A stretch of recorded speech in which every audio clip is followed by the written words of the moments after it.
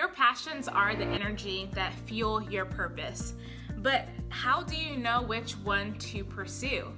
Now, if you're anything like me and most women, you are a multi-passionate woman, meaning that God has placed many goals, many dreams, and many desires that you want to pursue. Now, for me, some of those passions are writing, coaching, teaching, traveling, exploring coffee shops. Yes, that is a passion of mine.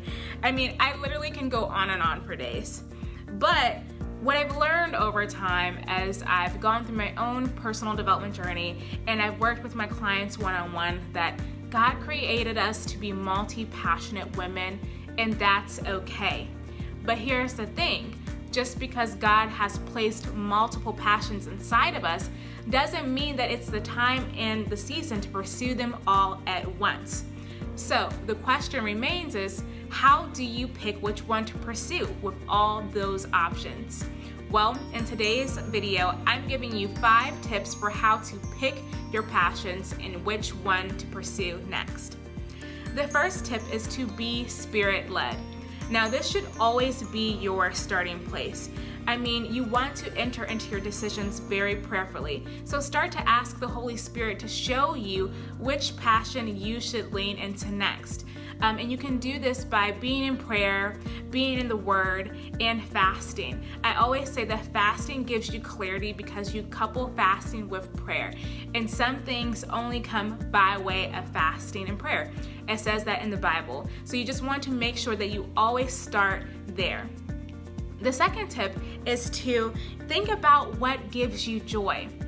What lights you up and inspires you to take action? I mean, think about the injustices, the problems, or anything that causes you to rise up and take action. That is the thing that you are most passionate about. Think about what gives you energy, what motivates you, what is the thing that you can spend hours on end doing without feeling drained or tired. That is where your passions lie. Now, the third tip is to look for evidence. So if you are passionate about something, one of the best ways to determine what you're passionate about is to simply look in your Google search history. Yes, because guess what? You're going to be constantly obsessing, constantly researching over the things that you are passionate about. So go ahead, go to your Google history, or even Pinterest or YouTube. The things that you constantly obsess and research over are your passions.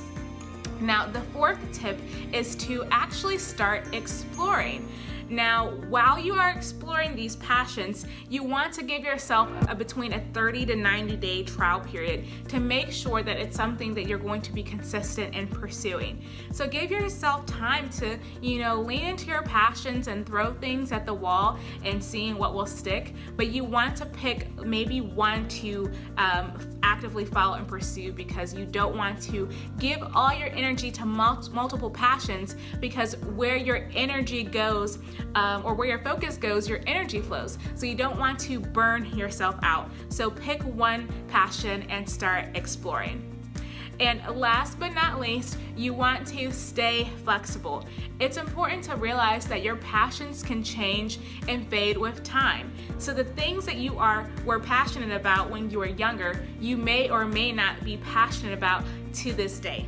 And that's okay. So that's why you want to make sure that you're staying flexible and really listening to the Holy Spirit to see how you are to pursue your passions in the different seasons in life that you're in. What passion do you believe that you're being led to pursue?